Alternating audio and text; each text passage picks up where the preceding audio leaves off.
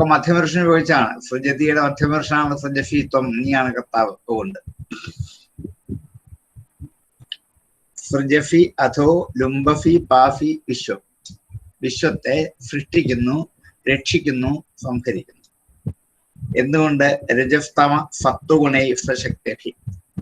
രജഫ് തമഫ് സത്വം എന്നുള്ള അങ്ങയുടെ 3 ശക്തി ഗുണങ്ങളാൽ രജഫ് തമ സത്വഗുണൈഹി സ്വശക്തിഭി, സ്വന്തം ശക്തികളായ രജസ്തമോ ഗുണങ്ങളുടെ മാഹാത്മ്യം കൊണ്ടാണ് അങ്ങ് ഈ സൃഷ്ടിക്കുകയും രക്ഷിക്കുകയും സംഹരിക്കുകയും ചെയ്തു. നബദ്ധിഫേ ഗുണകർമ്മഭിറുവ, പക്ഷേ ഈ ഗുണകർമ്മങ്ങളൊന്നും അങ്ങയെ ബന്ധിക്കത്തില്ല. നബദ്ധ്യഫേ, അങ്ങയെ ബന്ധിക്കുന്നില്ല. തത് ഗുണകർമ്മഭിഹി വാ, ആ ഗുണങ്ങളോ കർമ്മങ്ങളോ അങ്ങയെ ബന്ധിക്കുന്നില്ല. ആ ഗുണകർമ്മങ്ങളെ കൊണ്ടാണ് സൃഷ്ടിക്കുന്നതും രക്ഷിക്കുന്നതും സംഹരിക്കുന്നതും. പക്ഷെ ആ ഗുണകർമ്മങ്ങളൊന്നും അങ്ങയെ ബന്ധിക്കുന്നില്ല, അങ്ങയെ ബാധിക്കത്തില്ല. എന്താ കാരണം? ജ്ഞാനാത്മനഃ തേ ക്വച ബന്ധഹേതു. ജ്ഞാനാത്മാവായ അങ്ങയ്ക്ക്, ജ്ഞാനാത്മനഃ തേ അങ്ങയ്ക്ക്, ക്വച എവിടെയാണ്, ബന്ധഹേതു അങ്ങയെ ബന്ധിക്കാൻ കാരണം എന്താണ്? ബന്ധനത്തിന് കാരണം അജ്ഞാനം. എവിടെവിടെ അജ്ഞാനമുണ്ടോ അവിടെ ബന്ധനമാകും. അങ്ങയ്ക്ക് ജ്ഞാനം മാത്രമേ ഉള്ളൂ. അങ്ങ് ജ്ഞാനാത്മാവാണ്, ജ്ഞാനസ്വരൂപനാണ്. അങ്ങനെയുള്ള അങ്ങയെ ബന്ധിക്കാൻ ആർക്ക് പറ്റും? ഒരു രജസും ഒരു സത്വവും ഒരു തമസും ഒരു ഗുണവും ഒരു കർമ്മവും അങ്ങയെ ബന്ധിക്കില്ല. ഇതൊക്കെ ചെയ്യുന്നുണ്ടാവും. സൃഷ്ടിക്കുന്നു, രക്ഷിക്കുന്നു, സംഹരിക്കുന്നു, 3 ചെയ്യുന്നു. പക്ഷെ ഇത് 3ന്റെയും ഒരു ഗുണങ്ങളും ഒരു ദോഷവും അങ്ങയെ ബാധിക്കത്തില്ല. കാരണം ജ്ഞാനാത്മനത്തെ, അങ്ങ് ജ്ഞാനാത്മാവായതുകൊണ്ട്. അപ്പം ജ്ഞാനം ആശ്രയിച്ചാൽ, സ്വീകരിച്ചാൽ, ജ്ഞാനസ്വരൂപരായി തീർന്നാൽ ഈ സംസാരത്തിന്റെ കാരണമായിരിക്കുന്ന ജനന മരണങ്ങൾ 31 വരെ എടുത്തിട്ടുണ്ടായിരുന്നു. ഞാൻ പിന്നെ ആരും പറയാത്തോണ്ട്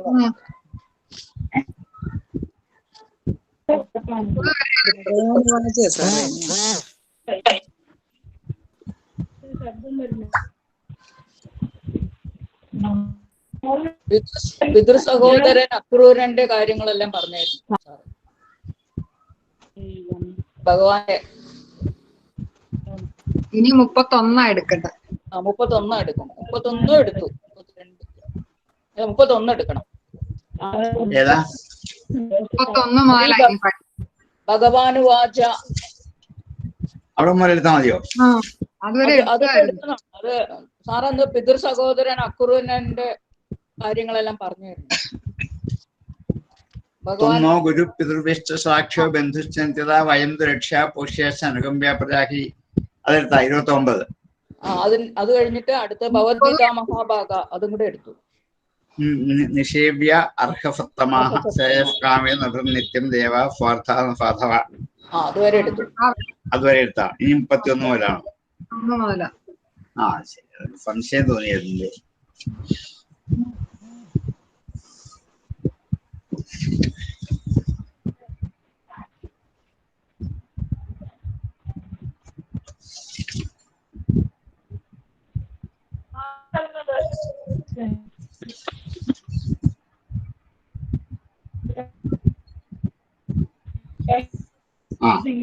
എടുത്ത അത്ര എടുത്താണ്.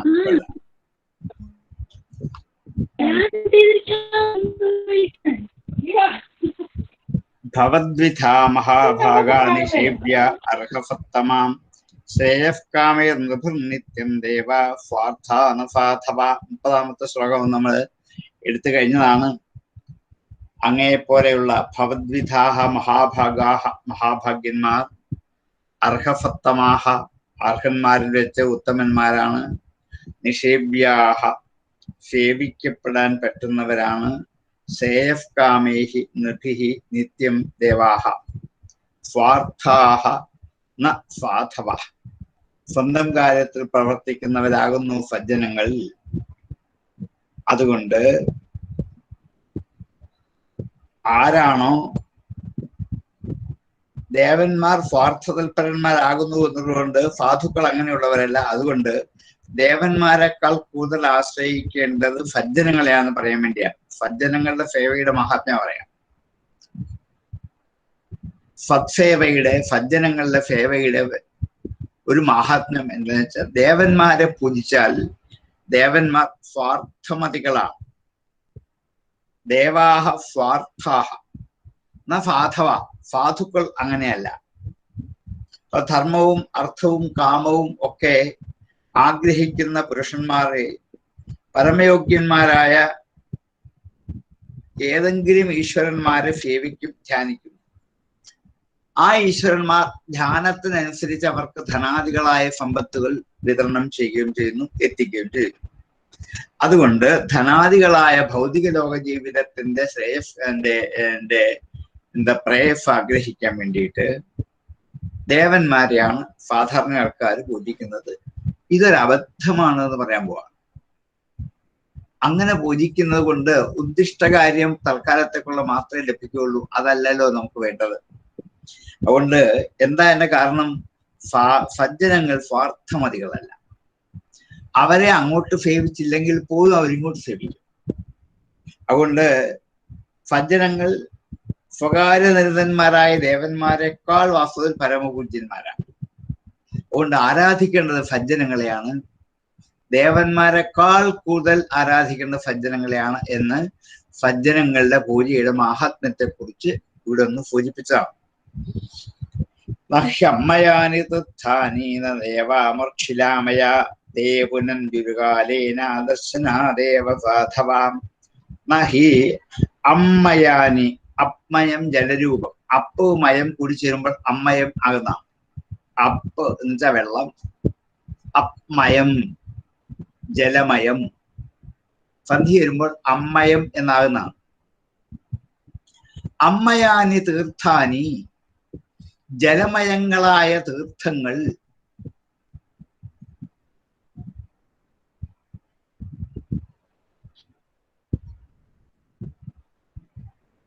ദേവാഹ, ദേവന്മാര്, മൃത് ശിലാമയാഹ, മൃക്ഷിലാമയാഹ, മൃത് ശിലാമയാഹ, മൃക്ഷിലാമയാഹ. മൃത്ത മണ്ണ്, ശില കല്ല്.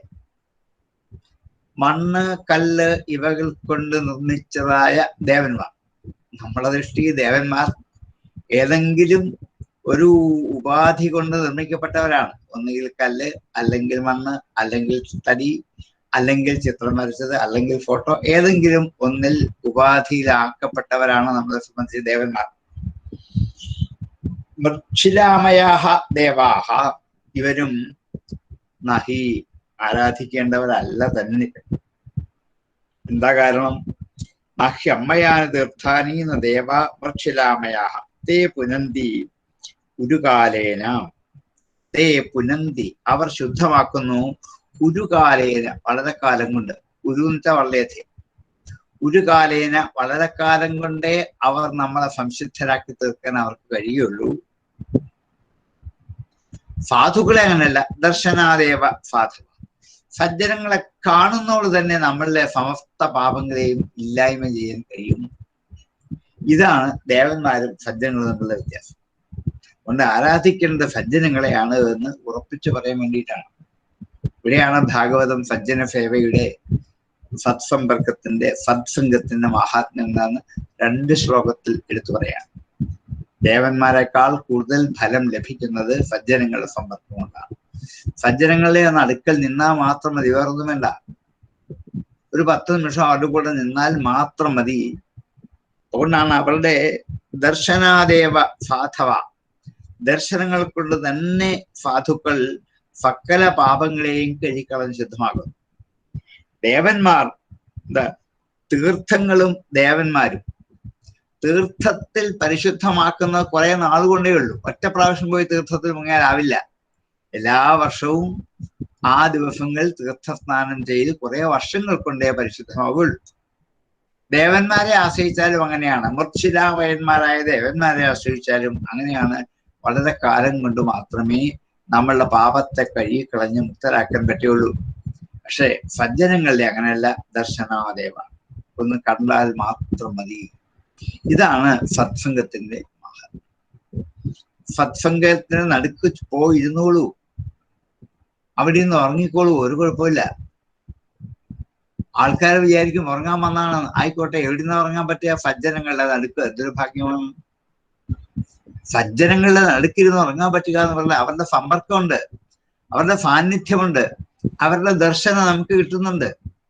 അതുമാത്രം മതി പാപങ്ങളെ കഴുകിക്കളയാൻ. അതുകൊണ്ട് ഏതെങ്കിലും സത്സംഗത്തിൽ പോയി ഇരുന്നു കൊടുത്താൽ മാത്രം മതിയാകും. നഹ്യമ്മയാനി തീർത്ഥാനി ദേവ മക്ഷിലാമയ ദേവുനം ഗുരുകാലേന ദർശനാദേവ സാധവ. നഹ്യമ്മയാനി തീർത്ഥാനി ദേവ മർക്ഷിലാമയ ദേവുനം ഗുരുകാലേന ദർശനാദേവ സാധവ. നഹ്യമ്മയാനി തീർത്ഥാനി ദേവ മർക്ഷിലാമയ ദേവുനം ഗുരുകാലേന ദർശനാദേവ സാധവ. സഭവാൻ സുഹൃദം വൈ നശ്രേയൻ ശ്രേയശ്ചികീർഷയാം ജിജ്ഞാസാർത്ഥം പാണ്ഡവാനം ഗച്ഛസ്വത്വം ഗജാഹ്വയം. സഭവാൻ, അങ്ങനെയുള്ള അങ്ങ്. ഭഗവാൻ തന്നെയാണ് സത്സംഗത്തിന് മഹാത്മ്യം പറയുന്നത്. ഞങ്ങളെയൊക്കെ ആരാധിക്കുന്നതിനേക്കാൾ എത്രയോ ശ്രേഷ്ഠമാണ് അങ്ങേപ്പോലുള്ള സജ്ജനങ്ങൾ അടുക്കള ഇരുന്നാൽ മാത്രം മതി. സഭവാൻ, അങ്ങനെയുള്ള ഭവാൻ. സുഹൃദാം വൈ, സുഹൃത്തുക്കളുടെ കൂട്ടത്തിൽ. ശ്രേയാൻ, ശ്രേയസ്സുകളെ. ശ്രേയ ചികീർഷയ, ശ്രേയാൻ ശ്രേഷ്ഠനായി തീർന്നിരിക്കുന്നു. സഭവാൻ, ആ അങ്ങ്. നഹ, ഞങ്ങളുടെ. സുഹൃദാം, സുഹൃത്തുക്കളുടെ ഇടയ്ക്ക്, അവരുടെ മധ്യത്തിൽ വെച്ച്. ശ്രേയാൻ വൈ, ശ്രേഷ്ഠൻ തന്നെയാണ്. അക്രൂര, അങ്ങ്. ഞങ്ങളുടെ സുഹൃത്തുക്കൾ ഒത്തിരി പേരുണ്ട്, അവരുടെ ഇടയിൽ വെച്ച് ശ്രേഷ്ഠനായവൻ അങ്ങ് മാത്രമാണ്. ശ്രേയ ചികീർഷയ, ചികീർഷ ചെയ്യാനുള്ള ആഗ്രഹം, ശ്രേയസിനെ ചെയ്യാൻ ആഗ്രഹിക്കുന്നത് കൊണ്ട്. ശ്രേയശ്ചികീർഷയ, ശ്രേയ ചികീർഷയ, ശ്രേയസിനെ ചെയ്യാൻ ആഗ്രഹിക്കുന്നത് കൊണ്ട്.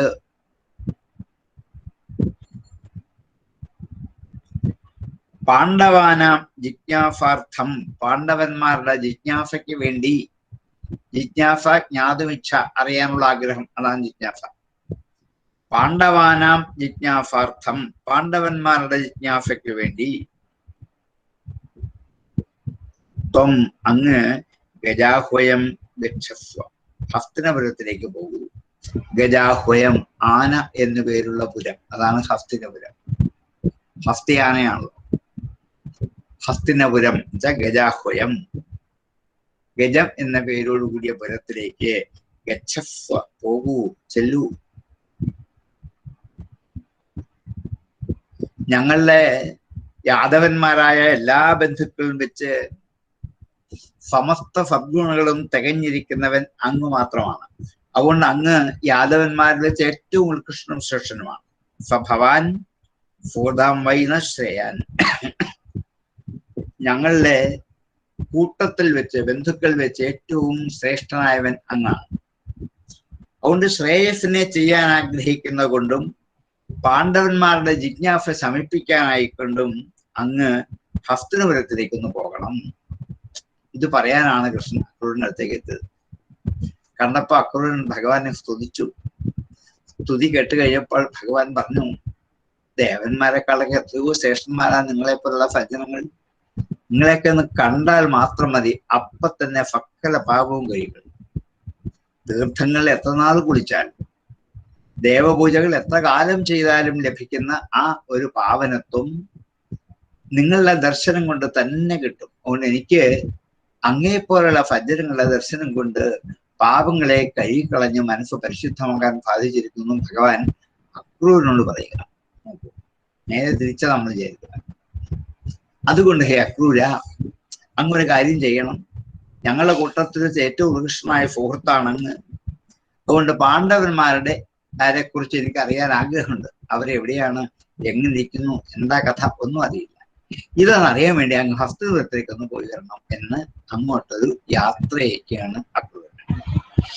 സഭവാൻ സുഹൃദം വൈന ശ്രേയൻ ശ്രേയശ്ചികീർഷയാം ജിജ്ഞാസാർത്ഥം പാണ്ഡവാനം ഗച്ഛസ്വത്വം ഗജാഹ്വയം സഭവാൻ സുഹൃദം വൈന ശ്രേയൻ ശ്രേയശ്ചികീർഷയാം ജിജ്ഞാസാർത്ഥം പാണ്ഡവാനം ഗച്ഛസ്വത്വം ഗജാഹ്വയം സഭവാൻ സുഹൃദം വൈന ശ്രേയൻ ശ്രേയശ്ചികീർഷയാം ജിജ്ഞാസാർത്ഥം പാണ്ഡവാനം ഗച്ഛസ്വത്വം ഗജാഹ്വയം പിതര്യുപരതേ ബാലാ സഹമാത്രാസു ദുഃഖിതാ ആനീതസ്വപുരം രാജ്ഞ വസന്ത ഇതി ശുശ്രുമാ.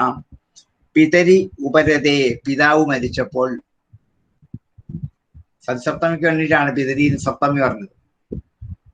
പിതരി പിതാവ് മരിച്ചപ്പോൾ എന്ന അർത്ഥം. അവിടെ പിതാ എന്ന് പറഞ്ഞാൽ മതി, പക്ഷെങ്കിൽ മരിച്ചപ്പോൾ എന്ന അപൂർണ ക്രിയയായതുകൊണ്ട് സതിസപ്തമി വരണം. വന്നാൽ നാം വധും സപ്തമിയിലാണ്. അപ്പൊ പിതരി ഉപരതേ, പിതാവ് ഉപരതനായപ്പോൾ, മരിച്ചപ്പോൾ, ബാലാഹ ബാലന്മാർ, സഹമാത്ര അമ്മയോടൊപ്പം, സുദുഃഖിതാഹ നന്നായി ദുഃഖിച്ചവരായിട്ട്, സുദുഃഖിത ശരിക്കും ദുഃഖിതരായിട്ട്, ആനീതാഹ ആനയിക്കപ്പെട്ടു, സ്വപുരം ഹസ്തിനപുരത്തേക്ക്. രാജ്ഞ രാജാവിന് ധൃതരാഷ്ട്ര അവിടെ വസന്ത വസിക്കുന്നു, ഇത് ശുശ്രൂമ എന്ന് കേൾക്കുന്നു. ശുശ്രൂമ കേട്ടു എന്ന്. കുന്തിയുടെ പുത്രന്മാരായ 5 പേരും വനത്തിൽ നിന്നും ഹസ്തിനപുരത്തിലേക്ക് വന്നുവെന്നും ധൃതരാഷ്ട്ര മഹാരാജാവ് അവരെ ആളെ അയച്ചു വരുത്തി സ്വീകരിച്ചു കൊട്ടാരത്തിൽ കൊണ്ടുവന്നു പോലും എന്നൊക്കെ കേൾക്കുന്നു. പിന്നുള്ള കഥയൊന്നും അറിയില്ല. ഇങ്ങനെ പാണ്ഡവരെ കുറിച്ചുള്ള കുറച്ച് കഥകൾ മാത്രമേ ഉള്ളൂ. കൃത്യം കാര്യങ്ങളൊന്നു പോയി അറിഞ്ഞു വരൂ. പിതരി ഉപരതേ ബാലാഹ സഹമാത്ര സുദുഃഖിതാഹ. പിതാവ് മരിച്ചതിന് ശേഷം ഏറ്റവും ദുഃഖിതരായ ആ പുത്രന്മാർ അമ്മയോടൊപ്പം കുന്തിയോടൊപ്പം സ്വന്തം പുരമായ ഹസ്തിനപുരത്തിലേക്ക് രാജാവിനെ ആനയിക്കപ്പെട്ട് അവിടെ വസിക്കുന്നു എന്നിങ്ങനെ കേട്ടു. ഇത് കുറെ കാലം മുമ്പുള്ള കഥയാണ്. അതിൽ പിന്നുള്ള കഥകളൊന്നും അറിയില്ല. പിതര്യുപരതേ ബാലാ സഹമാത്രാ സുദുഃഖിത ആനീതസ്വപുരം രാജ്ഞ വസന്തേതി ശുശ്രുമാം. പിതര്യുപരതേ ബാലാ സഹമാത്രാ സുദുഃഖിത ആനീതസ്വപുരം രാജ്ഞ വസന്തേതി ശുശ്രുമാം. പിതര്യുപരതേ ബാലാ സഹമാത്രാ സുദുഃഖിത ആനീതസ്വപുരം രാജ്ഞ വസന്തേതി ശുശ്രുമാം. തേഷു രാജാംബികാപുത്രോ ഭ്രാതൃപുത്രേഷു ദീനധീ സമോ ന വർത്തതേ നൂനം ദുഷ്പുത്രവശകുന്ധദൃക്. തേഷു അവരിൽ രാജാ അംബികാപുത്രോ അംബികയുടെ പുത്രനായ രാജാവ്. അംബ, അംബിക, അംബാലിക 3 പേരുടെ കഥ നിങ്ങൾക്കറിയാം. അതിൽ അംബികയുടെ പുത്രനാണ് ധൃതരാഷ്ട്രൻ. കൊണ്ട് അംബികാപുത്രോ രാജ എന്ന് വെച്ചാൽ ധൃതരാഷ്ട്രർ എന്നർത്ഥം.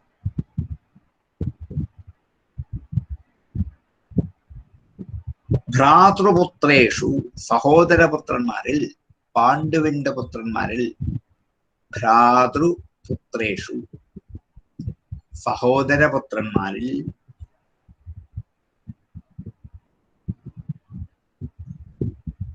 ദീനധീഹി ദയനീയമായ ബുദ്ധിയോടുകൂടിയവനാണ്. ദീനമായ ദുഃഖിതമായ ബുദ്ധിയോടുകൂടിയവനാണ്.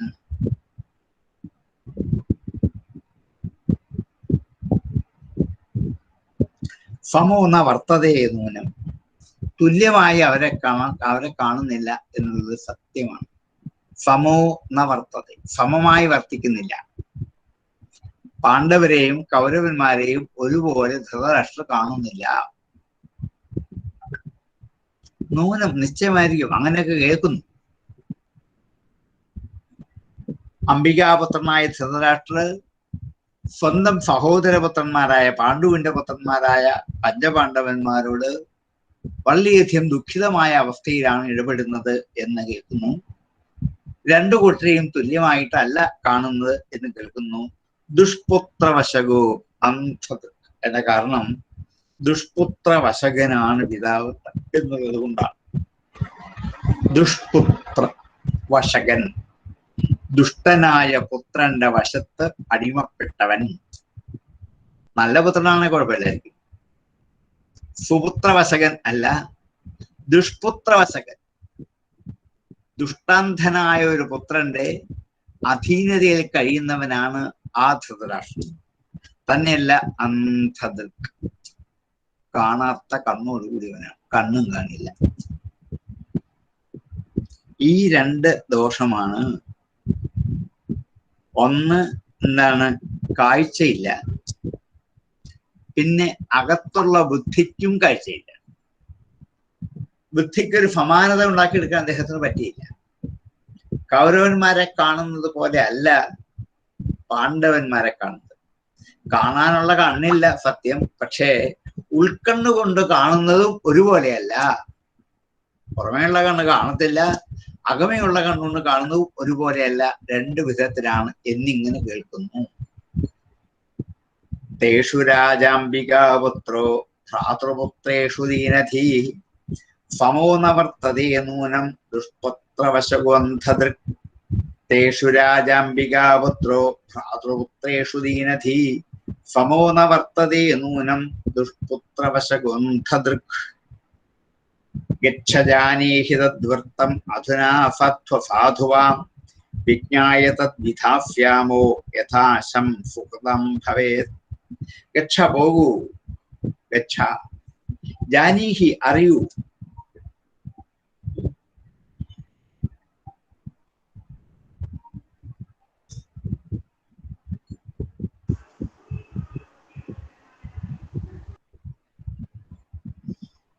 ഗച്ഛ, ജാനീഹി, അറിയൂ. തദ്വൃത്തം അധുന. തദ്വൃത്തം അവരുടെ വൃത്തം, ഇതിവൃത്തം അവരുടെ ജീവിത വൃത്തത്തെ കുറിച്ച്. അധുന, ഇപ്പോൾ. അതുകൊണ്ട് അക്രൂര, പോകൂ, അവിടെ ചെന്ന് അവരുടെ ഇപ്പോഴത്തെ പ്രവർത്തനങ്ങൾ, വൃത്തികൾ എങ്ങനെയൊക്കെയാണ് എന്ന് അറിയൂ. സാധു അസാധു വ, നല്ലതോ ചീത്തയോ ആയിക്കോട്ടെ. അസാധുവ, ഒന്നുകിൽ അവർ സുഖമായി നന്നായി ജീവിക്കായിരിക്കും, ആയിക്കോട്ടെ, അത് പറഞ്ഞാൽ മതി.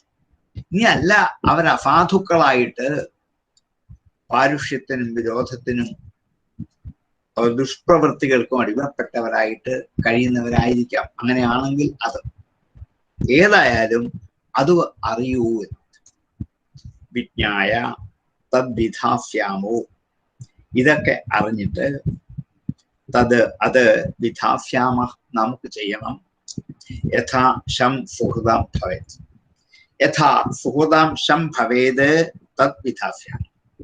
എങ്ങനെ ചെയ്താലാണോ സുഹൃത്തുക്കളായ പാണ്ഡവന്മാർക്ക് ശം ഭവേത്, സുഖം ഉണ്ടാകുന്നത്. ശം എന്ന സുഖം, ശം ഭവേത്, സുഖം ഉണ്ടാകുന്നത്. തദ്വിധാസ്യാമോ, നമുക്കത് ചെയ്യാം. നമ്മളുടെ ബന്ധുക്കളുടെ കടമ അങ്ങനെയാണ്. സുഹൃത്തുക്കളായ ബന്ധുക്കൾ ആപത്തിലോ അപകടത്തിലോ അകപ്പെട്ടാൽ അന്വേഷിച്ചറിഞ്ഞ് അവിടെ ചെല്ലണം. അറിയിക്കണമെന്ന് പോലുമില്ല. അവിടെ ചെന്ന് അവരെ ആ ആപത്തിൽ നിന്നും രക്ഷപ്പെടുത്താൻ വേണ്ടി എന്തൊക്കെ ചെയ്യാൻ പറ്റുമോ, അവർക്ക് സുഖമുണ്ടാക്കി കൊടുക്കാൻ എന്താണോ ചെയ്യേണ്ടത്, ഇതൊക്കെ ചെയ്തു കൊടുക്കേണ്ടത് ബന്ധുകൃത്യം എന്നൊരു ധർമ്മമാണ്. ബന്ധുക്കളുടെ കൃത്യം അവിടെയാണ്. കുറ്റബന്ധുക്കൾ ആരെങ്കിലും കഷ്ടപ്പെടുമ്പോൾ കഷ്ടപ്പെട്ടിട്ടേ കുഴപ്പമൊന്നുമില്ല, എനിക്ക് സുഖിക്കണം എന്ന് വിചാരിച്ചിരിക്കലല്ല. അതൊരു ബന്ധുകൃത്യമല്ല. അവർക്ക് ആർക്കെങ്കിലും സങ്കടമോ ദുഃഖമോ ഉണ്ടാവുമെന്ന് കണ്ടാൽ ഓടിയെത്തി എന്നെ കാരണം അന്വേഷിച്ച് അത് പരിഹരിച്ച് അവർക്ക് സുഖം ഉണ്ടാക്കി കൊടുക്കണം.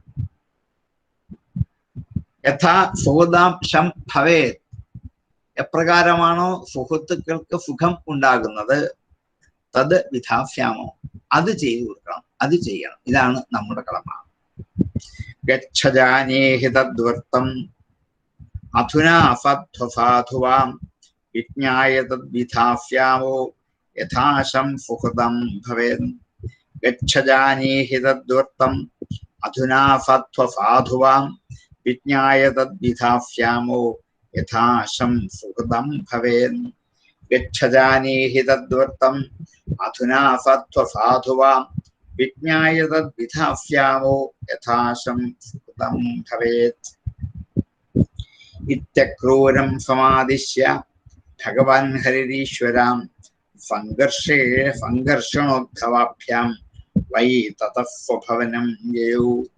ഇത് അക്രൂരം സമാദിശ്യ, ഇങ്ങനെ അക്രൂരനോട് പറഞ്ഞിട്ട്, സമാദിശ്യ പറഞ്ഞിട്ട് ആദേശിച്ചിട്ട്, ഇത് അക്രൂരം സമാദിശ്യ, ഇങ്ങനെ അക്രൂരനോട് ആദേശിച്ചിട്ട് നിർദ്ദേശിച്ചിട്ട് പറഞ്ഞിട്ട്, ഭഗവാൻ ഹരിഹി ഈശ്വര, ഹരിയായ ഭഗവാനായ ഈശ്വരൻ, ഭഗവാൻ ഹരിഹി ഈശ്വര, സംഘർഷണ ഉദ്ധവാഭ്യാം, സംഘർഷനോടും ഉദ്ധവനോടും കൂടി ചേർന്ന്, സംഘർഷണൻ ബലരാമൻ, സംഘർഷണ ഉദ്ധവാഭ്യാം ബലരാമ ഉദ്ധവാഭ്യാം, ബലരാമ ഉദ്ധവന്മാരോടുകൂടെ വൈ തീർച്ചയായിട്ടും തതഃ അവിടെ നിന്നും സ്വഭവനം യയൗ സ്വന്തം ഭവനത്തിലേക്ക് പോവുകയും ചെയ്തു.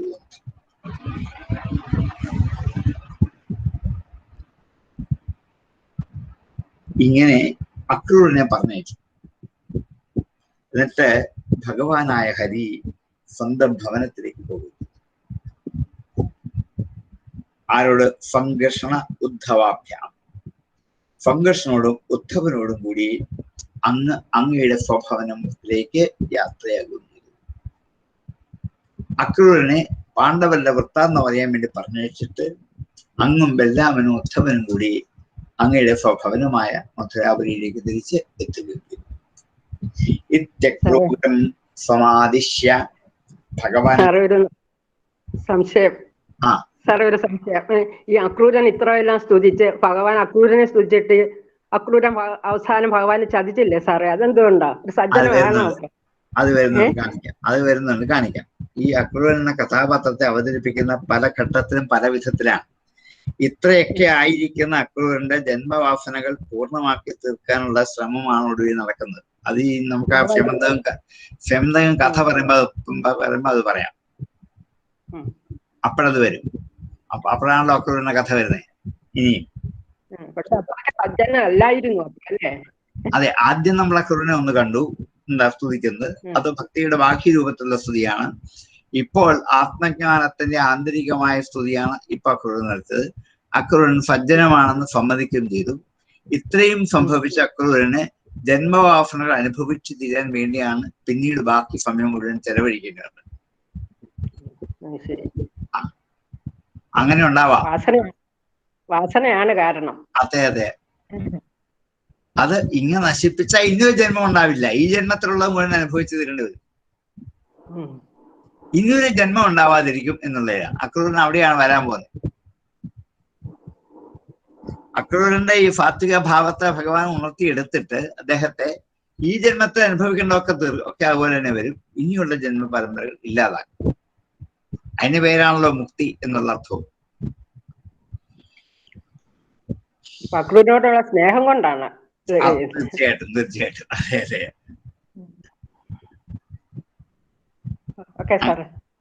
ഇങ്ങനെ അക്രൂരനെ പറഞ്ഞയച്ചിട്ട് ഭഗവാൻ ഉദ്ധവരോടും കൃഷ്ണനോടൊപ്പം സൂര്യത്തിലേക്ക് തിരിച്ചെത്തി.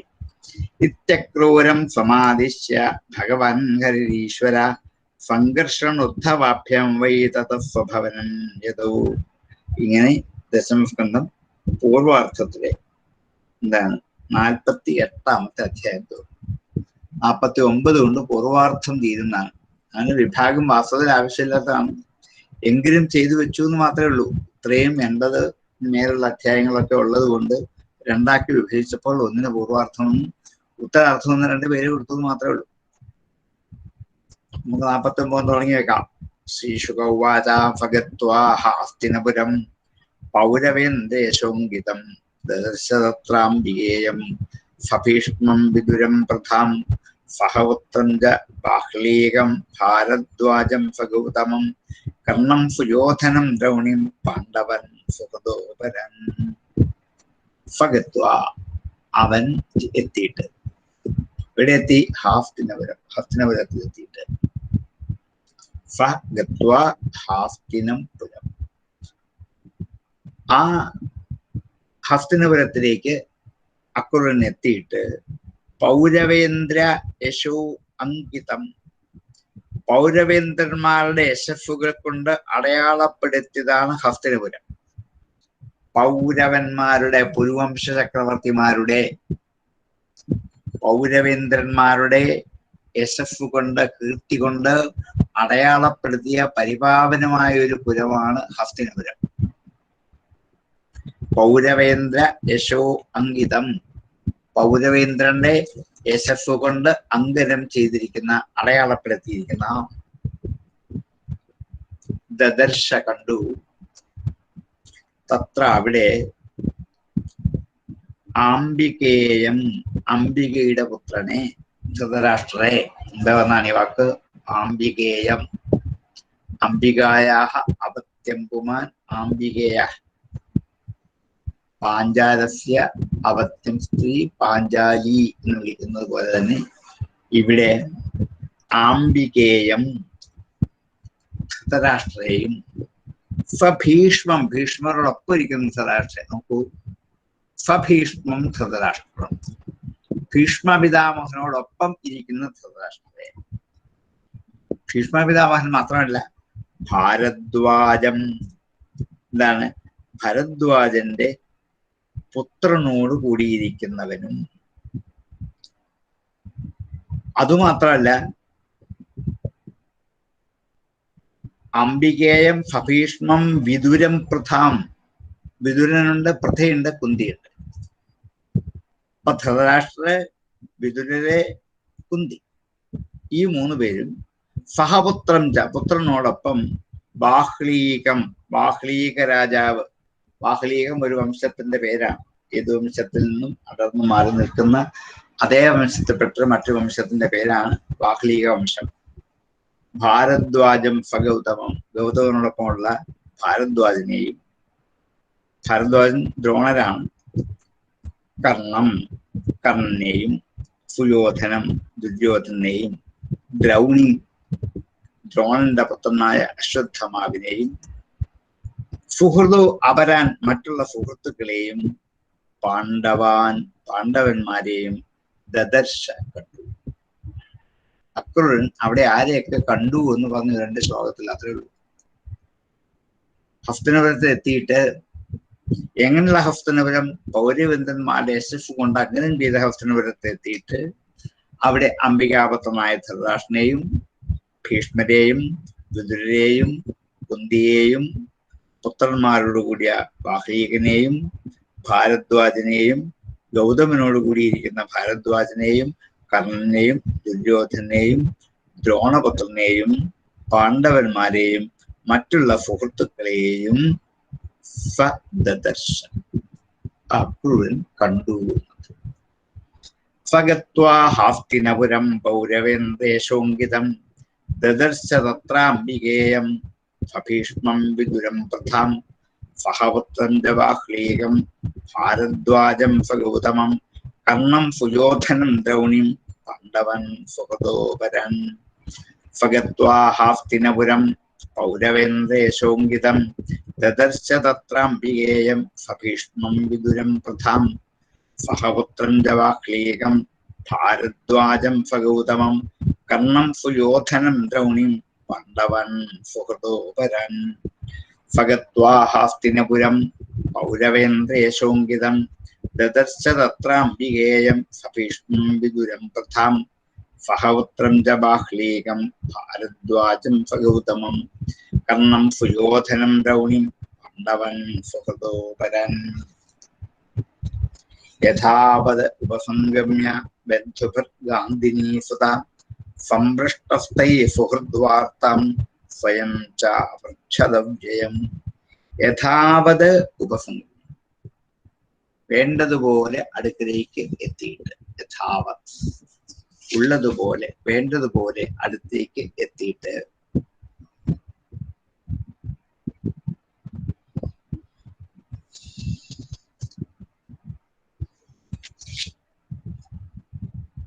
ബന്ധുഭിഹി ഗാന്ധിനീ സുതഃ, ബന്ധുക്കളോട് ഗാന്ധിനീസുതൻ അക്രൂരൻ. ഗാന്ധിനിയുടെ പുത്രനാണ് അക്രൂരൻ എന്നുള്ളത് കൊണ്ട് ഗാന്ധിനീസുതൻ എന്ന അക്രൂരന് പേരുണ്ട്. അതുകൊണ്ട് ഇവിടെ ഗാന്ധിനീസുതൻ എന്ന് വെച്ചാൽ അക്രൂരൻ എന്നർത്ഥം. ഗാന്ധിനീസുതഃ അക്രൂരഃ ബന്ധുഭിഃ യഥാവത് ബന്ധുക്കളോടൊപ്പം യഥാകാലം എത്തിച്ചേർന്നിട്ട് സംപൃഷ്ടഃ അവരാൽ ചോദിക്കപ്പെട്ട സുഹൃത്തുക്കളുടെ വാർത്തയും സ്വയം ച അപർക്ഷത് അവ്യയം സ്വയം ച തന്നെത്താൻ അപർക്ഷത് ചോദിച്ചു അവ്യയം സുഹൃത്തുക്കളുടെ വ്യയമില്ലാത്ത അവസ്ഥയെക്കുറിച്ച് എന്നുവെച്ചാൽ കുശലം സുഖം സൗഖ്യത്തെ അന്വേഷിക്കുന്നതാണ് അവ്യയം അന്വേഷിച്ചു എന്ന്. മാറ്റമില്ലാതിരിക്കുന്നില്ലേ എന്ന് വെച്ചാൽ സുഖമായിരിക്കുന്നില്ലേ എന്ന്. മാറ്റം ഉണ്ടായാൽ എന്താണ്? ദുഃഖമായി. ഇപ്പൊ ദുഃഖം ഉണ്ടോ എന്ന് ആരും ചോദിക്കാറില്ലല്ലോ. ആരെങ്കിലും കണ്ടാ സുഖമല്ലേ എന്ന് ചോദിക്കൂ. കാരണം സുഖമായിട്ട് ആരും ഇരിക്കില്ല എന്ന് എല്ലാവർക്കും അറിയാം. ദുഃഖം കൂടെയാണ്. പക്ഷെ ചോദിച്ചത് എങ്ങനെയുള്ളൂ? സുഖമല്ലേ സുഖമല്ലേ എന്ന് ചോദിക്കുള്ളൂ. അതേപോലെ ഇവിടെ അനാമയം ചോദിക്കുന്ന പോലെ അവ്യയത്തെ ചോദിച്ചു. അങ്ങനെ സുഹൃത്തുക്കളുടെ അടുക്കലെത്തി, ഗാന്ധിനീസുതനെത്തി. അവരൊക്കെ എന്താണ് ഇവരുടെ ബന്ധുക്കളുടെ സുഖത്തെക്കുറിച്ച് ചോദിച്ചു. അക്രൂരൻ അങ്ങോട്ടും അവരുടെ സുഖത്തെക്കുറിച്ച്. ഇതൊരു കുശല പ്രശ്നം മാത്രമേ. പരസ്പരം കണ്ടുമുട്ടുമ്പോൾ ആദ്യം നമ്മുടെ ഭാഷയിൽ സുഖമല്ലേ എന്ന് പരസ്പരം ചോദിക്കും. ഉവാസ കതിജിന്മാസ രാജ്ഞോ വർത്തവിൽസയാം ദുഷ്പ്രജസ്യ അല്പസാരസ്യ ഖലച്ഛന്ദാനുവർത്തിനാം. എന്തിനാ ഇങ്ങോട്ട് പറഞ്ഞയച്ചത് ശ്രീകൃഷ്ണൻ? പാണ്ഡവർക്ക് ഈ കൗരവരുടെ കൂടെ താമസിക്കുന്ന സുഖമാണോ ദുഃഖമാണോ അവരെന്താ അനുഭവിക്കുന്നതെന്ന് അറിയണം. ധൃതരാഷ്ട്രന് അവരോടുള്ള ഇടപെടൽ എങ്ങനെയാണെന്നും അറിയണം. ഇതറിയണമെങ്കിൽ നേരിട്ട് ചോദിച്ചറിയാൻ പറ്റത്തില്ല. ചോദിച്ചാൽ പറയില്ല ആരും. അപ്പൊ എന്ത് ചെയ്യാണ്? 1-2 മാസം അവിടെ താമസിക്കുമ്പോൾ ഇവരുടെ ഇടപെടലും സ്വഭാവവും വാക്കും വർത്തമാനവും രീതിയൊക്കെ ഉണ്ട് ശരിക്കും മനസ്സിലാക്കുക. അതുകൊണ്ട് അക്രൂരൻ അവിടെ താമസിക്കാൻ തീരുമാനിച്ചു. കുറച്ച് ദിവസം. ഉവാസ കതിജിത് മാസാൻ ഏതാനും ചില മാസങ്ങൾ. കതിജിത് മാസാം ചില മാസങ്ങൾ. പ്രത്യേകിച്ച് ഇത്ര മാസം താമസിക്കണം എന്നോ കണക്കൊന്നുമില്ല. കാര്യങ്ങൾ അറിഞ്ഞാൽ തിരിച്ചു പോവാം. അത് 2-3 ദിവസം താമസിച്ചാൽ ചിലപ്പോൾ അറിയാം. അവർ തമ്മിലുള്ള വർത്തമാനവും സംഭാഷണവും അടക്കം പറച്ചിലും ഒക്കെ കേൾക്കുമ്പം അവരുടെ മുഖത്തെ ഭാവവും ഒക്കെ കാണുമ്പം ഇവർ തമ്മിലുള്ള രീതി ഇടപെടൽ നമുക്കറിയാം. ഒരു വീട്ടിൽ കയറി ചെല്ലുമ്പോൾ അവിടുത്തെ ആൾക്കാർ തമ്മിലുള്ള ഇടപെടൽ അവരുടെയൊക്കെ മുഖത്തേക്ക് നോക്കുമ്പോഴും അവരുടെ വരവും പോക്കും സംഭാഷണവും ഒക്കെ ഉണ്ടെന്ന് മനസ്സിലാക്കാം. നമ്മൾ അല്പസമയം ഇരുന്നാൽ മതി. ഇതേപോലെ അക്രൂരൻ കുറച്ചു നാളവിടെ താമസിച്ചിട്ട് രാജ്ഞോ വൃത്ത വിവിത്സയ രാജാവിന്റെ ഇതിവൃത്തം അറിയാനുള്ള ആഗ്രഹം കൊണ്ട് വിവിത്സ വേദിതും ഇച്ഛ വിവിത്സ അറിയാനുള്ള ആഗ്രഹം വൃത്ത വിവിത്സയ ഇതിവൃത്തം അറിയാനുള്ള ആഗ്രഹം കൊണ്ട് ദുഷ്പ്രജസ്യ അല്പസാരസ്യ ഖലച്ഛന്ദാനുവർത്തിനഃ ദുഷ്പ്രജസ്യ ദുഷ്ടന്മാരായ പ്രജകളോട് കൂടിയവൻ. ഇവിടെ പ്രജയ്ക്ക് പുത്രന്മാർ എന്നർത്ഥം. ദുഷ്ടന്മാരായ പുത്രന്മാരോട് കൂടിയവനാണ് ധൃതരാഷ്ട്രർ. ദുഷ്പ്രജസ്യ രാജ്ഞോ വൃത്തവിവിത്സയ ദുഷ്പ്രജനായ രാജാവിന്റെ വൃത്തം അറിയുവാൻ ആഗ്രഹിച്ചുകൊണ്ട്. അല്പസാരസ്യ ഇനി അർത്ഥം എന്താണ്? അല്പസാരനാണ്, അല്പബുദ്ധിയോട് കൂടിയവനാണ്. അല്പമായ സാരം മാത്രമേ കയ്യിലുള്ളൂ. അല്പബുദ്ധിയോട് കൂടിയവനുമാണ്.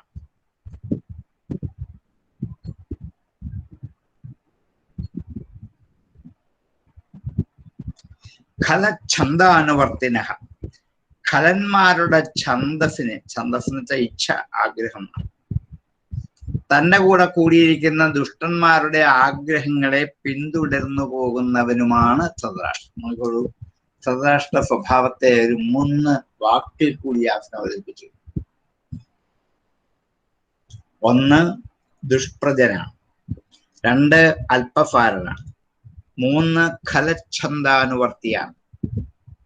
ദുഷ്ടന്മാരുടെ ഛന്ദസ്സിനനുസരിച്ച് അവരുടെ ഇച്ഛയ്ക്കനുസരിച്ച് അനുവർത്തിച്ചു പോകുന്നവനാണ് ഖലച്ഛന്ദാനുവർത്തി. എന്റെ ബഹുവചനം അനുവർത്തിനഃ. ദുഷ്പ്രജഫ്യ അല്പഭാരഫ്യ ഖലച്ഛന്ദാനുവർത്തിനഃ രാജ്ഞോ വൃത്തവിവിൽഫയ കതിചിൻ മാഫാൻ അക്രൂരഃ അത്ര ഉവാസ. ദുഷ്പ്രജനും ദുഷ്ടസന്താനങ്ങളോട് കൂടിയവനും അല്പബുദ്ധിയും ദുഷ്ടന്മാരുടെ ഇച്ഛയ്ക്കനുസരിച്ച് പ്രവർത്തിക്കുന്നവനുമായ രാജാവിന്റെ ഇതിവൃത്തങ്ങൾ അറിയാനുള്ള ആഗ്രഹത്തോടുകൂടി അക്രൂരൻ ഏതാനും ചില മാസങ്ങൾ അവിടെ തന്നെ താമസിച്ചു. ഉവാസകതിചിന്മാസാൻ രാജ്ഞോ വൃത്തവിവിൽസയാം ദുഷ്പ്രജഫ്യ അല്പഭാരഫ്യ ഖലച്ഛന്ദാനുവർത്തിനാം. ഉവാസകതിചിന്മാസാൻ രാജ്ഞോ വൃത്തവിവിൽസയാം ദുഷ്പ്രജഫ്യ അല്പഭാരഫ്യ ഖലച്ഛന്ദാനുവർത്തിനാം. തേജ ഓജോ ബലം വീര്യം പ്രശ്രയാദീംശ്ച സദ്ഗുണാൻ പ്രജാനുരാഗം പാർത്ഥേഷു ന സഹദ്ഭിശ്ചികീർഷിതം കൃതഞ്ച ധർത്തരാഷ്ട്രൈർയദ് ഗരദാനാദ്യവേശലം ആചക്ഷൂ സർവമേവാസ്മൈ പൃഥാ വിദുരേവ ച. തേജഃ ഓജഃ ബലം വീര്യം പ്രശ്രയ ആദീംച പ്രശ്രയാദീംശ്ച സദ്ഗുണാൻ.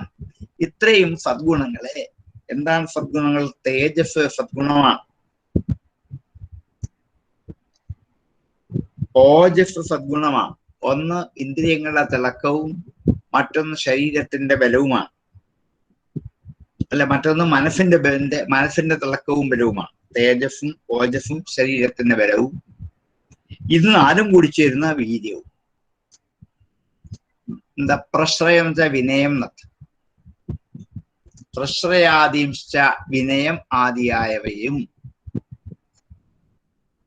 പ്രശ്രയ ആദീംശ്ച വിനയം ആദിയായവയും ആയ സദ്ഗുണാൻ സദ്ഗുണങ്ങളെ. തേജസ്, ഓജസ്, ബലം, വീര്യം, വിനയം, ഈ 5 സദ്ഗുണങ്ങളോട് കൂടിയ പ്രജകളുടെ അനുരാഗം പാർത്ഥേഷു പാണ്ഡവരിലാണ്. പ്രജകൾക്ക് അനുരാഗം പാണ്ഡവരോട്. കുന്തിപുത്രന്മാരായ 5 പേരുടെയും ഈ 5 ഗുണങ്ങളെ പ്രജകൾക്ക് ഏറ്റവും അധികം ആകർഷണീയമായി തോന്നി. അതുകൊണ്ട് പ്രജകൾക്ക് അവരോട് സ്നേഹം കൂടുതലായി, അവരോട് ആരാധന കൂടുതലായി, അവരോട് ബഹുമാനം കൂടുതലായി. ഇത് അക്രൂരന് കുറച്ച് ദിവസം കൊണ്ട് മനസ്സിലായി. എല്ലാ പ്രജകൾക്കും പാർത്ഥന്മാരോടാണ് കൂടുതൽ പ്രിയം, പ്രീതി.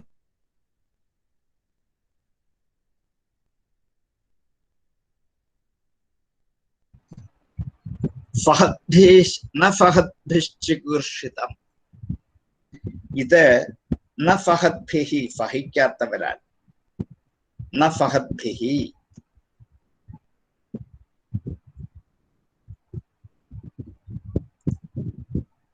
ഇത് കൗരവർക്ക് സഹിക്കാൻ കഴിഞ്ഞില്ല. ചികീർഷിതം ചെയ്യപ്പെട്ടത്, ചെയ്യാൻ ഇച്ഛിച്ച കാര്യങ്ങളെ ചികീർഷിതം.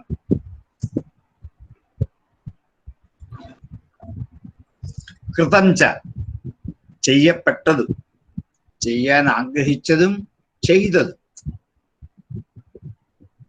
ധാർത്തരാഷ്ട്രൈഹി യത് ധാർത്തരാഷ്ട്രന്മാരാൽ, ദുര്യോധനാദികളാൽ. ധാർത്തരാഷ്ട്രൻ ദുര്യോധനൻ.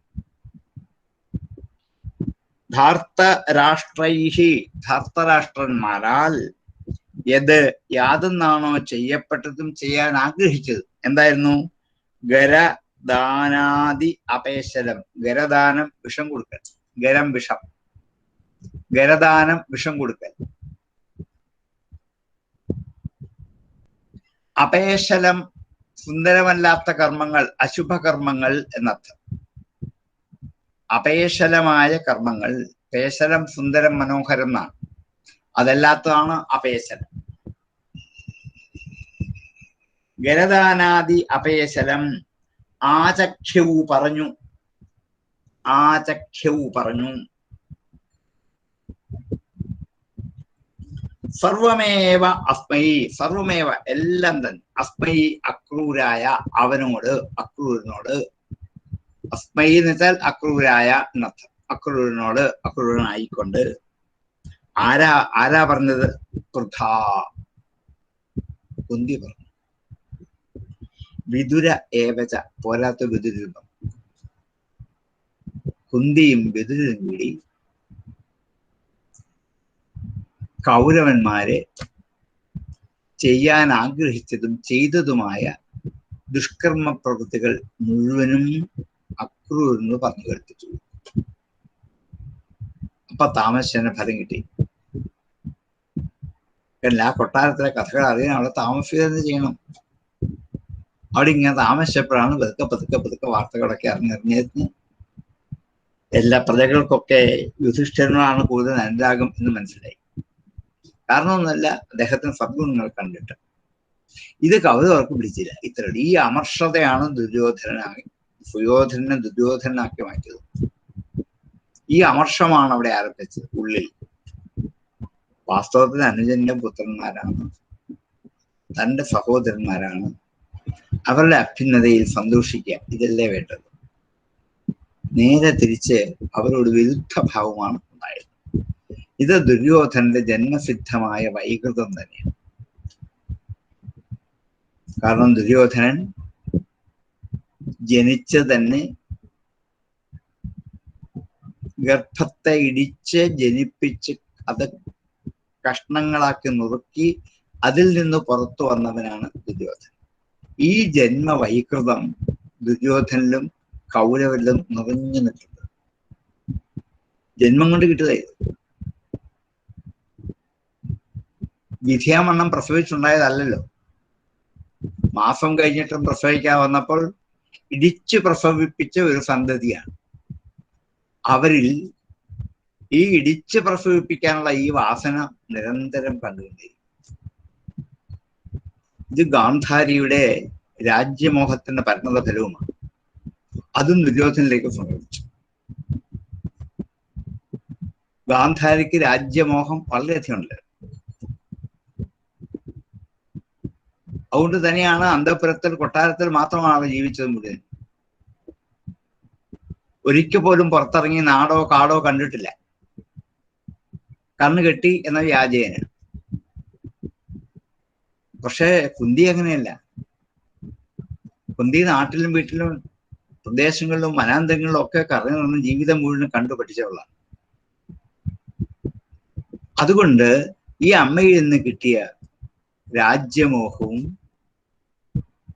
ഈ ദുഷ്ടതകളും മുഴുവനും ജീവിതത്തിൽ കൊണ്ടു നടന്നുകൊണ്ടാണ് പാർത്ഥന്മാരുടെ അഭ്യുന്നതയിൽ അമർഷം ഉണ്ടാവാൻ കാരണം.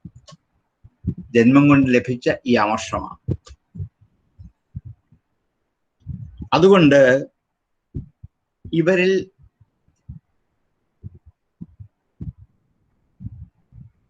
ദുഷ്ടത വിചാരിച്ചത് കൊണ്ട് കുറെ ദുഷ്പ്രവൃത്തികൾ ചെയ്യാൻ പ്ലാൻ ചെയ്തിരുന്നു.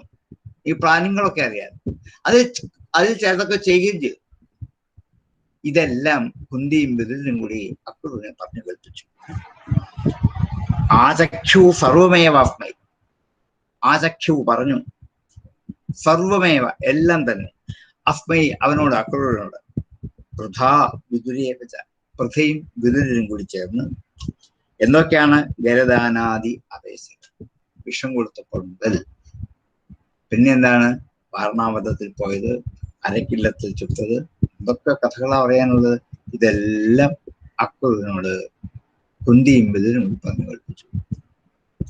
തേജോജോ ബലം വീര്യം പ്രശ്രയാദിംശ്ചഫദ്ഗുണാൻ പ്രജാനുരാഗം പാർത്ഥേഷു ന ഫഹദ്ഭിശ്ചികീർഷിതം കൃതഞ്ജധർത്തരാഷ്ട്രൈര്യത് ഗരദാനാദ്യപേശലം ആചക്ഷു സർവമേവാസ്മൈ വൃഥാ വിദുരേവചാം.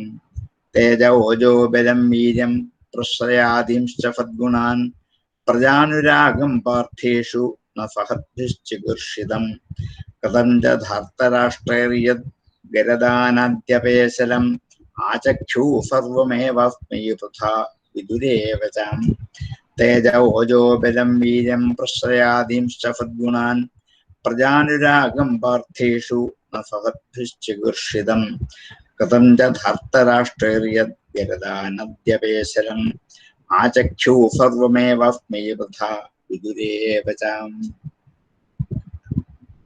വൃഥാതു ഭ്രാതരം പ്രാപ്തം അക്രൂരമുപസൃത്യതം ഉവാച ജന്മനിലയം സ്മരന്ത്യശ്രുകലേക്ഷണാം. വൃഥാതു കുന്തിയാകട്ടെ ഭ്രാതരം പ്രാപ്തം അക്രൂരം ഉപസൃത്യ, ഭ്രാതരം സഹോദരനായി പ്രാപ്തം വന്നുയർന്ന, ഭ്രാതരം പ്രാപ്തം സഹോദരനായി വന്നു ചേർന്ന് തം അക്രൂരം ഉപസൃത്യ, ആ അക്രൂരന്റെ അടുത്തേക്ക് ചെന്നിട്ട് തം അക്രൂരം ഉപസൃത്യ, ആ അക്രൂരന്റെ അടുത്തേക്ക് ചെന്നിട്ട് വാച പറഞ്ഞു ജന്മനിലയം സ്മരന്തി അശ്രുകലേക്ഷണ.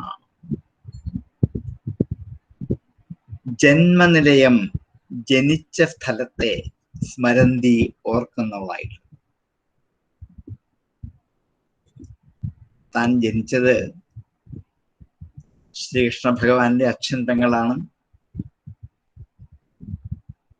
അവിടുന്ന് ജനിച്ച് മധുരയിൽ നിന്നും കുന്തി ഭോജന്റെ അടുക്കിലേക്ക് എത്തി.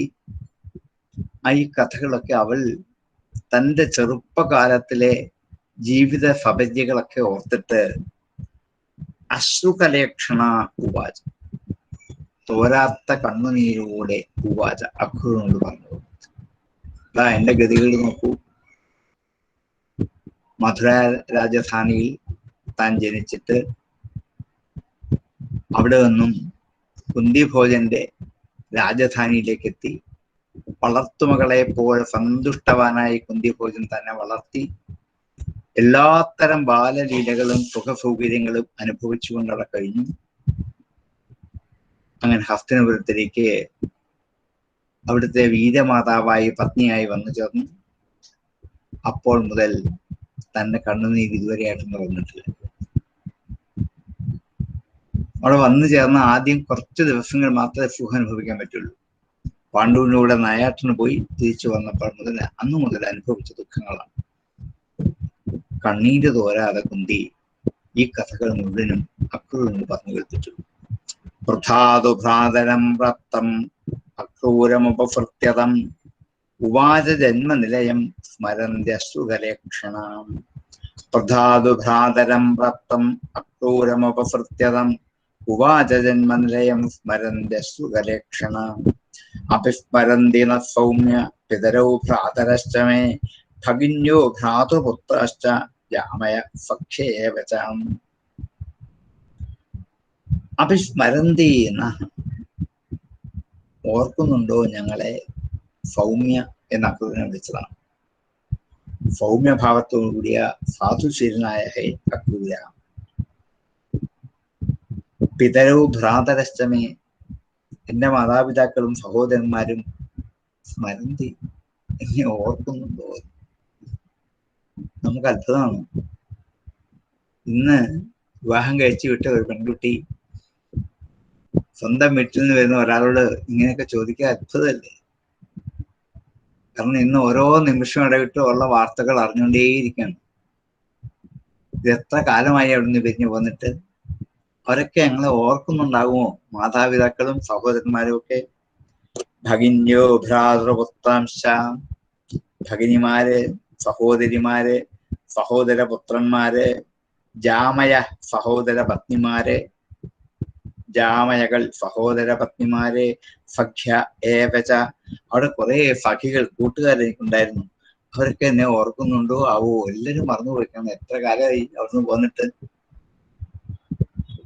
അല്ലേ? പിറ്റേ ദിവസം തിരിച്ച് വീട്ടിലേക്ക് കുന്തി പോയിട്ടില്ല.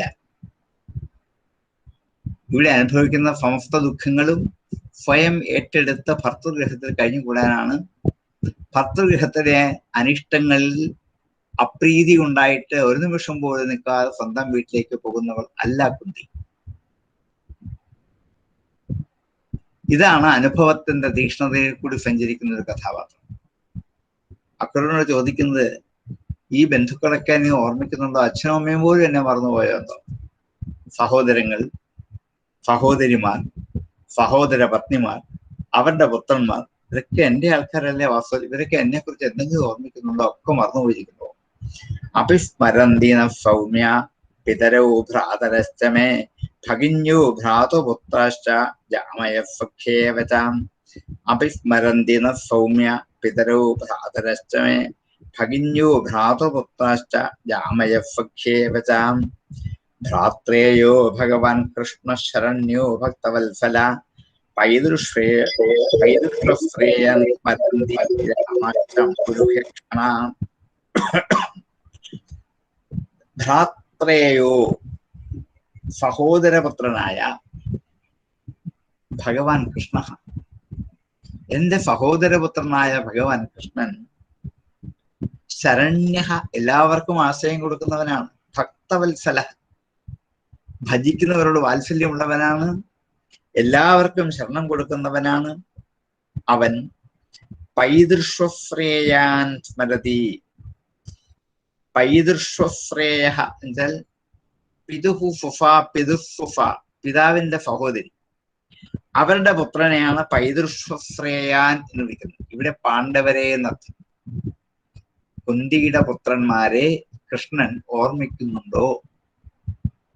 കുന്തി വസുദേവന്റെ സഹോദരി ആയതുകൊണ്ട് ശ്രീകൃഷ്ണന്റെ അച്ഛൻ പെങ്ങളുടെ പുത്രന്മാരെ സ്മരിക്കുന്നുണ്ടോ?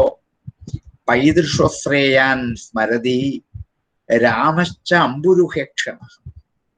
അംബുരുഹേക്ഷണ രാമ കൃഷ്ണ ച. താമരക്കണ്ണനായ രാമനും കൃഷ്ണനും അവരുടെ സ്വന്തം അച്ഛന്റെ സഹോദരിയുടെ പുത്രന്മാരായ ഈ പാണ്ഡവന്മാരെ കുറിച്ച് ഓർക്കുന്നുണ്ടോ? ആവോ, ഇങ്ങനെ 4-5 പേരുണ്ടായിരുന്നു ഞങ്ങളുടെ അച്ഛൻ പെങ്ങളുടെ പുത്രന്മാരായിട്ട്. അവരൊക്കെ എവിടെയാണാവോ, എങ്ങനെ കഴിയുന്നു? കൂട്ടുകാരായിട്ട് നടക്കേണ്ടവരാണ്. ഇതുവല്ലോ ഓർമ്മിക്കുന്നുണ്ടോ, ചോദിക്കാറുണ്ടോ എന്ന് അക്രൂരൻ കുശലം ചോദിച്ചതാണ്. ഭ്രാത്രേയോ ഭഗവാൻ കൃഷ്ണ ശരണ്യോ ഭക്തവത്സല പൈതൃശ്രേയൻ സ്മരതി രാമശ്ചംബുരുഹക്ഷണ. ഭ്രാത്രേയോ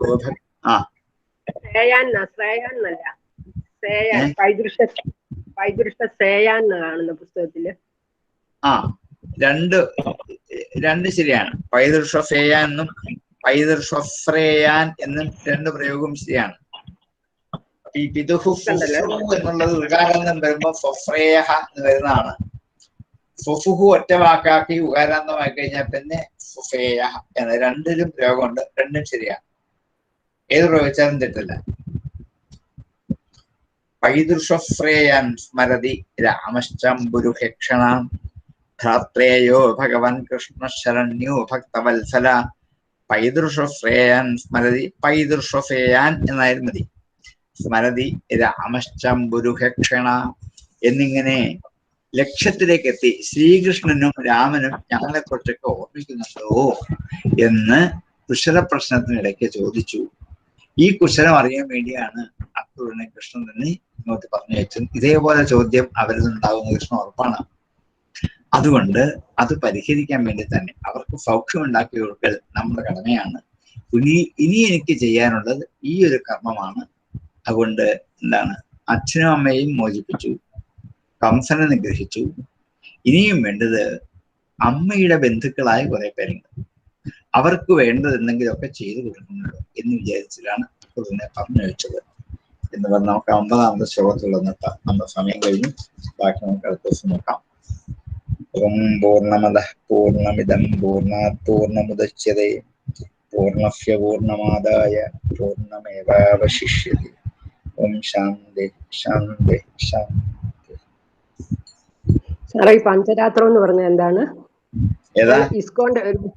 ഇസ്കോന്റെ ഒരു പുസ്തകം വായിച്ചു. അതിനകത്ത് ശ്രുതി സ്മൃതി പുരാണാദി പഞ്ചരാത്രം എന്ന് പറഞ്ഞു. എന്താ ഈ പഞ്ചരാത്രം?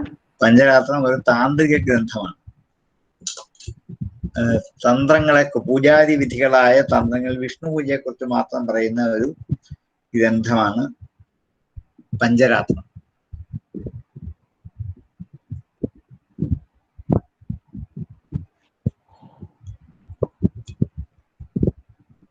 അനേകം തന്ത്രശാസ്ത്ര ഗ്രന്ഥങ്ങളുണ്ട്. അതിൽ വിഷ്ണു പൂജയെ കുറിച്ച് മാത്രം വിസ്തരിച്ചു എന്നാണ് പഞ്ചരാത്രം.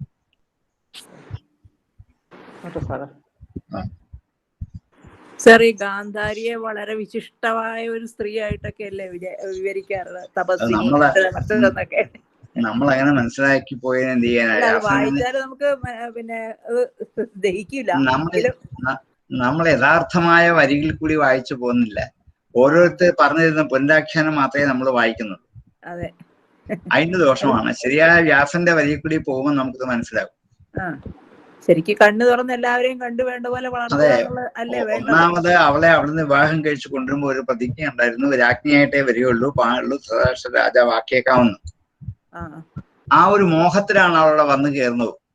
അതെ, അത് തോന്നുന്നുണ്ട്. പക്ഷെ വിവരിക്കുന്നത് ഇങ്ങനെയൊക്കെയാണോ എന്നൊരു സംശയം. അതൊരു ഒന്ന് അത്. രണ്ടാമത് അവളുടെ ഗർഭത്തെ ഇടിച്ചു പ്രസവിപ്പിക്കുന്ന അമർഷത കൊണ്ടാണ്. ഒരു സ്ത്രീയും ചെയ്യുന്ന അല്ലാതെ. അതെ അതെ, എത്ര പാടിപ്പ് കൊടുത്താലും നമുക്ക് ഗാന്ധാരി ആവില്ല. ഇല്ല ഇല്ല, ഒരു സ്ത്രീ ഒരിക്കലും അങ്ങനെ ചെയ്യില്ല. ഇല്ല ഇല്ല, അത് രാജ്യലോഭത്തിന്റെ അമർഷം കൊണ്ട് മാത്രം അവൾ ചെയ്തതാണ്. ഇനിയും ആ പുത്രന്മാരെ വളർത്താൻ വേണ്ടി ഭർത്താവിന് കണ്ണു കാണണമെങ്കിൽ സ്വയം താൻ അന്ധത വരിക്കുകയല്ല ചെയ്യേണ്ടത്, കണ്ണഴിച്ചിട്ട് ആ കുടുംബത്തെ നയിക്കുക ചെയ്യേണ്ടത്. ഇങ്ങനെ നമുക്ക് ഗാന്ധാരിക്കൂടെ സഞ്ചരിച്ചു പോയാൽ ധാരാളം ദൂഷ്യവശങ്ങൾ ശരിക്കും കാണാനുണ്ട്. പിന്നെ അവൾ കൊട്ടാരത്തിന് സുഖരൂപതയൊന്നും പുറത്ത് കടന്നിട്ടേ ഇല്ല ഈ ഗാന്ധാരി. അല്ല, ഗാന്ധാരിയുടെ കണ്ണിൽ കൂടി കൃഷ്ണന്റെ പാദത്തിൽ നോക്കിയപ്പോൾ പാദത്തിന് ഒരു ശാപം വീണു എന്നൊക്കെ പറയുന്നുണ്ടല്ലോ. അതെ അതെ അതെ, അത്ര ശക്തിയുള്ള ആളാണെങ്കിൽ ആ ശക്തി ബാധ്യപ്രത്യ ശക്തി മാത്രമേ ഉള്ളൂ, ഭർത്താവിന്റെ കൂടി ഇരുന്നുള്ള ശക്തി മാത്രമേ ഉള്ളൂ. ബാക്കി എല്ലാ ദുഷ്ടതകളും അവളുണ്ട്. എത്രയോ നന്നായിട്ട് പറ്റുമായിരുന്നു കണ്ണു തുറന്ന്. രാജ്യകാര്യങ്ങളും പ്രജാകാര്യങ്ങളും നോക്കേണ്ടവളാണ് അവൾ. പക്ഷെ അതൊന്നും ചെയ്തില്ല. സ്വധർമ്മത്തെ ഒന്നും ചെയ്തില്ല, അധർമ്മം കുറെ ചെയ്യുകയും ചെയ്തു. ഇല്ല ഇല്ല, അതിന്റെ ദോഷമാണ് ഈ 101 പേര് അനുഭവിച്ചത്. അമ്മയിൽ നിന്ന് കിട്ടിയ സംക്രമിച്ച് ഈ ദോഷമാണ് ഈ പുത്രന്മാരിലൊക്കെ വന്നത്. അതെ, എന്നുള്ള ഒരു സംശയമായിരുന്നത്. അതെ അതെ, അതിപ്പോ തീർക്കാം, നമുക്ക് കുഴപ്പമില്ല. നമുക്ക് യഥാർത്ഥമായ വ്യാസന്റെ വരിയെ കൂടെ പോകുമ്പോഴേ കിട്ടുമത്. Thanks sir.